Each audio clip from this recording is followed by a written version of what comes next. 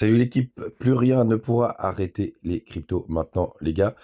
C'est la vidéo du jour et comme vous le constatez, voix de merde pour moi ce matin, à tel point que j'ai pas pu vous faire de vidéo hier, mais je suis encore là avec plein de petites choses à vous montrer. On ira voir l'alt du jour et aujourd'hui je répondrai à une question qu'on m'a posée en commentaire, ça peut en intéresser certains de vous. J'espère que vous êtes prêts avec un BTC qui a 119 000 $, on prend un petit 1%. Je vous montrerai pourquoi on est sur des zones vraiment très intéressantes. Ether, il est juste en dessous des 4000 $. À mon avis, je pense qu'on va les défoncer dans la journée ou demain. Enfin, les défoncer non, mais au moins aller les titiller. On a BNB qui prend un joli 6% hier. Belle perf aussi ici et là, comme... bah non, pas là. Oui, c'est Avax, pardon, 5,7%. HBAR, lui, il retrace de 5%, mais il avait pas mal performé ces derniers temps. Et si on descend dans le bas du top 50, on a une belle perf de ENA, quasiment 10%. Et le 50e aujourd'hui, c'est Gîte au sol. Ça avait déjà été le cas assez régulièrement. Les gars, on démarre tout de suite avec le 4 heures du BTC. On est dans notre magnifique range et ça c'est plutôt une bonne nouvelle puisque regardez, on a défoncé le middle range qui pouvait être une grosse zone de travail, donc une grosse zone de résistance. Et en plus, la très très bonne nouvelle, c'est qu'on est en train de laisser pas mal, on a laissé pas mal de petits stops qu'on peut aller chercher. Alors on a découpé le premier qui était au 109 500 et vous voyez il y en a au-dessus des 120 000, au-dessus des, ça doit être 121 000, ouais c'est ça.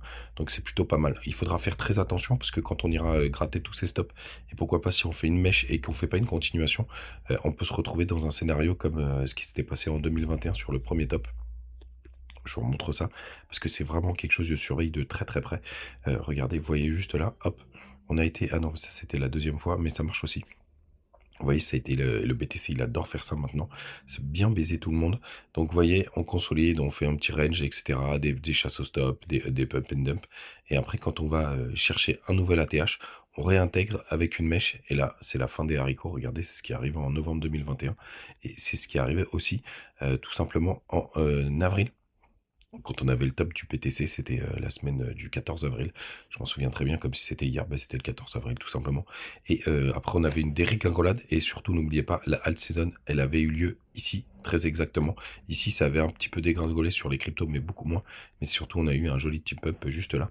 Donc, c'est un scénario que je surveille de très très près parce que depuis qu'il y a beaucoup de gens qui sont en levier sur le Bitcoin et les cryptos, bah, c'est devenu normal qu'on ait ce type de move, vous voyez. Là, on a ce type de move inversé, tac, chasse de la liquidité et on repart. Et regardez, même à court terme, on l'a eu exactement ici. C'était une belle douille. Hein. C'est pour, il y en a pas mal qui ont paniqué. Moi, c'était pas le cas et je vous avais prévenu d'ailleurs qu'on pouvait aller chercher ces stops. Et regardez, on a été chercher jusqu'à la petite mèche qui est juste là. Hop, vous voyez, on a été les chercher, mais au 15 114 727, alors que la mèche, elle nous a amené au 15 283. Donc vraiment très très bon, et c'est pour ça que je me méfie. Si jamais on a une autre chasse au stop, quand on va chercher par exemple les 124 000 $ ou un peu au-dessus des 123 000, attention si on réintègre et si on n'a pas une vraie continuation haussière, ça peut être une douille, et la problématique évidemment, c'est que ça peut être aussi la fin des haricots si jamais on corrige directement, parce que pour le coup sur le top de novembre, on avait eu tout de suite le bear market, même si les gens s'en rendaient pas compte à ce moment-là. Puis là, il y a eu un gros fake que je vous montrais ici, je vous montrerai toujours. Un gros fake d'eau, hein, c'est pas très intéressant, c'est pas grave. Bon, bref, en weekly, on a été récupéré, on a ravalé la bougie rouge, donc ça aussi, c'est une très très bonne nouvelle, parce que ça nous permet un peu d'upside. On n'a toujours pas les croisements MACD. Le 3 jours qu'on surveille de près, vous voyez, ça repart à la hausse. Le 2 jours, qu'est-ce qu'il nous dit le 2 jours? Ben, on l'a frôlé, mais sans le toucher. Donc vraiment très très beau ce qu'est en train de nous proposer le BTC.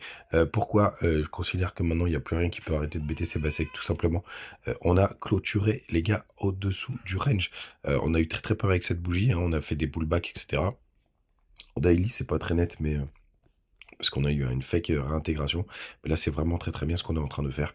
Si en plus on clôture en dessous des 60,43%, là ce sera encore mieux les gars, donc ça fait vraiment plaisir ce qu'on est en train de voir. En plus, on a ETH qui est en train de tout défoncer. Vous voyez, je vous le partageais hier sur Twitter. Pour le coup, on a eu un nouveau plus haut local. Vous voyez, donc le plan se déroule sans accroc. Moi, ma target, vous le savez, c'est dans un premier temps, et je pense que ça va quand même un petit peu un petit peu balbutié, c'est au-dessus des 4000 $. Il y a plein de coutures. Bah, on est en plein dedans quand même, hein. Donc pour moi, on va aller les taper, ces fameux 4000 $. Après, la question, c'est est-ce qu'on arrive à dégoupiller? En tout cas, ça fait depuis, tac, tac, tac, depuis 2024, donc ça fait plus d'un an qu'on a des stops au-dessus des 4000. Enfin, on a été les gratter un petit peu ici, mais il y a pas mal de stops au-dessus de ces 4000, de ces fameux 4000. Du coup, les gars, je reprends la question tout de suite du jour. Une des questions qui était comment on détecte les stops. Alors, d'un point de vue graphique, c'est très simple. Dans un premier temps, c'est que vous savez qu'il y a pas mal de gens qui ont pris un short, ils ont leur stop au-dessus des zones d'intérêt, c'est les fameuses zones de résistance ou de support, bah, c'est là qu'il y a les stops, tout simplement. Désormais, la douille, bah, c'est que les stops, bah, ils sont beaucoup moins évidents à choper. Enfin, ils sont toujours en dessous des zones de support et de résistance. Donc, c'est fait pour être pété. Justement, là, ici, vous voyez comment on détecte les stops. Bah, là, c'est pareil. Vous voyez, il y avait la petite mèche ici. On a fait une belle impulsion. Et on sait que les gens qui veulent faire de la continuation, ils se disent, bah, si ça casse en dessous, bah, ça valide la cassure. Donc c'est baissier. En fait, désormais, depuis qu'il y a le trading hyper important en levier, c'est plus du tout le cas. C'est pour ça que je vous en parle souvent de ces fameux faux W. Vous voyez ici, faux W. On va chercher un plus bas et enfin on repart. Ici, pareil, vous voyez, hop, on fait un petit. Enfin là, il y a eu un tout petit W, mais d'abord on chasse les stops. Donc déjà, les stops, bah, il faut les gérer. Vous tracez vos supports et résistances et vous savez où sont les stops. Après, vous avez des sites pour pouvoir le faire. Un des meilleurs, c'est Kiyotaka. J'aimerais bien vous le montrer, mais en fait, il marche pas sur téléphone, tout simplement. Et après, par exemple, sur Colgate, vous avez les cartes de liquidation. Et vous voyez, bah là, vous voyez où sont les stops. Vous voyez, à côté du gros zone de résistance, stop. À côté de zone de support, bah, il y a des stops. Vous voyez, là, donc sur toute cette zone, il y a des stops. Vous pouvez choisir les niveaux, etc. etc. Vous voyez, là, hop, grosse zone de stop. Est-ce qu'on va aller chercher? Oui, en général, on va aller chercher. Le problème, c'est quand vous en avez en haut et que vous en avez en bas, c'est très difficile, évidemment, de savoir qu'est-ce qu'on va aller chercher en premier. Et puis parfois, bien entendu, on peut laisser des stops intacts. Moi, je traite de moins en moins avec les stops. Je sais juste que quand vous avez des grosses impulsions baissières et qu'en plus vous devenez, parce que c'est viscéral, parce qu'on est tous humains, dès que vous avez un sentiment bearish et qu'on se rapproche d'une zone de support, tout simplement, et que vous voyez qu'on va chasser des stops, là, si derrière on enchaîne un petit W et que ça repart, voilà, c'est plutôt des bonnes nouvelles. Et même s'il y a une dernière chasse stop, c'est plutôt une bonne nouvelle. Après, vous regardez le RSI, les MACD, vous voyez, là, le RSI, il était très très bas en 4 heures. On commençait à faire un MACD, évidemment ça marche pas tout le temps, mais en tout cas vous savez que dès qu'il y a une petite chasse au stop, on a déjà beaucoup plus de chances de repartir, et ça c'est plutôt une bonne nouvelle. Donc bah, les stops, où est-ce qu'ils sont? Bah, c'est les supports et résistances tout simplement sur le cours, qu'on voit en général très très bien. Du côté des autres news, on peut aller jeter un œil à ETH-BTC. Où est-ce qu'il est mon ETH-BTC? Hop là, vous voyez, on continue à faire un nouveau plus haut, donc ça c'est une bonne nouvelle. On suit vraiment le cours de l'ETH, là c'est assez impressionnant. Attention, on est en train de créer une potentielle divergence daily. Pourquoi pas un peu de consolidation, et en plus vu qu'on se rapproche des 4000 points, des 4000 $, pardon, ce serait assez logique. Donc attention sur ETH, il va peut-être commencer à se calmer un petit peu. Est-ce qu'on a laissé, je serais pas surpris qu'on ait laissé, ouais. Attention parce qu'on a laissé un beau petit gap. Regardez comme il est beau celui-là en daily. Hop, il est magnifique, donc faites attention. En général, on met 48 heures à aller chercher, donc je serais pas surpris qu'on y aille. Hop, regardez comme il est beau. Tac. Jusqu'au 118 300 $. Donc je m'attends quand même à une petite correction. Donc le plan à court terme, ce serait potentiellement d'aller chercher les 4000 $ sur Ether, et après d'avoir une petite correction, et ce serait l'occasion d'aller chercher ce petit gap du côté du BTC. Je ne serais pas surpris. Hop, hop, on va suivre ça de très très près. Donc attention à pas être trop bullish sur ces premières 48 heures, parce qu'on risque d'avoir une belle petite correction. Enfin, c'est pas énorme, mais tout simplement une correction pour aller chercher ces fameux gaps du côté de BTC Euro. Du coup, on attend toujours aussi pareil. Vous voyez tous les stops là. Oh, c'est magnifique parce que là, on a un petit bear flag, un bull flag, pardon. Vous voyez, ça descend, descend, et boum, on part à la hausse. Donc c'est vraiment très très beau ce qu'on est en train de voir du côté de la majorité des graphiques. Où est-ce qu'il est mon petit total 3? J'aurais bien fait un petit tour sur le total 3. Il est pas là mon total 3? Où est-ce qu'il est ce coquin? Hop, il est ici. Il s'était bien caché. Le Total 3 qui est un peu en retard comme ETH, vous voyez. On a à peu près la même charte que ETH, mais avec pas mal de lag. Donc si jamais le plan aussi, effectivement, si on a ETH qui consolide vers les 4000 points, ben, ça peut être l'occasion pour les alts de s'amuser. Du coup, en parlant des alts, les gars, n'oubliez pas, vous avez les petits liens du côté de BitGet, de Crypto.com, de Bitunix, de Trade Republic. N'hésitez pas à en profiter, ça marche très bien, c'est hyper cool. Et on m'a demandé le CKB, tout simplement. Alors, je vous le dis direct, CKB, c'est une crypto. Enfin, si vous croyez au projet, c'est plutôt pas mal. Donc, ce petit CKB, alors, ce qu'il faut savoir, c'est qu'il s'est quand même bien fait défoncer, vous voyez. En weekly, on a fait été chercher un nouveau plus bas par rapport au bear market. Donc, ça, c'est pas très très. Attendez, 2024. Non, il y a peut-être pas assez d'historique du côté de BitGet. Mais quoi qu'il en soit, on a déjà fait un joli petit pump récemment. Et c'est là où c'est les meilleurs moments de rentrer. Je vous en ai parlé sur quelques cryptos. Quand on a un joli petit pump comme ça, bah, la zone pour rentrer, bah, c'est les 0,618, 0,786. On a été qu'au 0,618 et là on essaye pour le cours de s'affranchir de faire un nouveau plus haut. D'ailleurs on travaille les anciens 0,382. Après, oui, sur du long terme, effectivement, CKB, si jamais il va retrouver des niveaux qu'il a connus par le passé, pourquoi pas. Tout simplement, on va quand même aller jeter un œil du côté de... Merde, non, c'est pas ça. Du côté de CoinGecko, hop, CKB.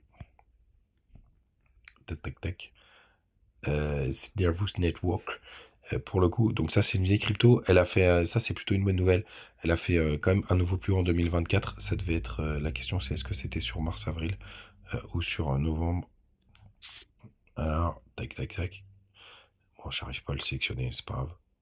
Si, il va me le donner. Non, il va pas me le donner, ce Gauguin. Bon, bref, il a fait un nouveau plus haut sur ce mini bull run, donc ça, c'est plutôt une bonne nouvelle. En termes de market cap, vous voyez qu'on a fait on a fait largement un plus haut. Pour le coup, donc ça, c'est plutôt pas mal. Ça veut dire qu'il se passe encore des choses. On est à 283 millions de market cap et beaucoup d'échanges, donc ça peut quand même faire quelque chose, ce CKB. Donc c'est plutôt, ouais, c'est plutôt intéressant, c'est plutôt pas mal. Je pense qu'on a été retouché il y a pas longtemps les zones basses historiques du côté de CKB. Désolé, j'ai pas assez d'historique, donc ça peut être assez intéressant. Après, je pense que c'est des cryptos qui feront des triple top. Au mieux, il y a une grosse zone au-dessus des 0,2 centimes. Au-dessus des 2 centimes, il y a pas mal de stops à aller chercher. Vous voyez, en plus, on les a laissés intacts potentiellement. Je sais pas si c'est le cas, on va aller regarder du côté là. Ce sera peut-être un peu plus cool. Ouais, on est même allé chercher les 3 centimes là du côté de Biget. Donc on a été les chercher. Donc déjà passer au-dessus des 2 centimes, ce serait plutôt pas mal si on a un beau bull run. Mais après, il y aura une grosse zone de résistance juste là, hop, aux alentours des 0,08 centimes. Donc on en est plus très loin. Donc il faut faire attention d'ailleurs, on s'est fait rejeter, vous voyez. Hein, vous voyez sans regarder, je vous le montre, on s'est fait rejeter directement juste en dessous des 8 centimes, donc il va falloir s'affranchir de ça. Après, on a un retour des volumes, donc non, non, c'est KB. Ça peut être intéressant. Faut pas vous attendre sur la lune, mais parce qu'on est à 200, allez, 300 millions de market cap. Pourquoi pas un petit x5 et bloqué au milliard. On va voir ce qui s'est passé au niveau de market cap milliard. Vous voyez, grosse zone de résistance, le milliard de market cap. Ici, même si on a été chercher un nouveau plus haut en 2024, mais je pense que c'est fin d'année, donc ça c'est plutôt une bonne nouvelle. Donc faudra faire attention, en plus il y a pas mal de stops à aller chercher. Donc ouais, plutôt intéressant ce CKB. Moi, j'attendrais potentiellement une correction un peu plus profonde. Après, le risque, c'est évidemment bah, qu'on n'aille pas chercher plus bas. Là, il y a une jolie bougie d'imbalance qui pourrait faire office de support. Donc, c'est dans ces zones effectivement qu'il peut se passer quelque chose. Et si vous croyez au projet, on reste sur une correction après un petit pump. Donc, ça peut être effectivement, c'est des bonnes zones d'entrée. Et puis sur du long terme, si vous y croyez, effectivement, c'est pas mal. Mais vous voyez, depuis le bottom, on est déjà à x3. Quasiment, allez non, plutôt x2. Donc évidemment, attention à vous, ça peut aussi faire des choses assez violentes si on corrige. Les gars, j'espère que la vidéo vous a plu. N'hésitez pas à me dire en commentaire s'il y a des cryptos que vous voulez que j'analyse. Désolé encore pour ma voix, et puis on se retrouve demain comme d'hab. Et n'oubliez pas les petits bonus, BitGet, PingX, Bitmart, Mexe, enfin bref, vous avez tout un florilège. Je pense qu'on est sur un très très bon moment pour les cryptos. C'est dommage, le mois d'août arrive, donc ça va être assez volatile. À mon avis, ça peut bouger dans tous les sens parce qu'il y aura un peu de liquidité. Ben, les gars, vous savez tout. Passez une bonne journée. On se retrouve demain. Ciao.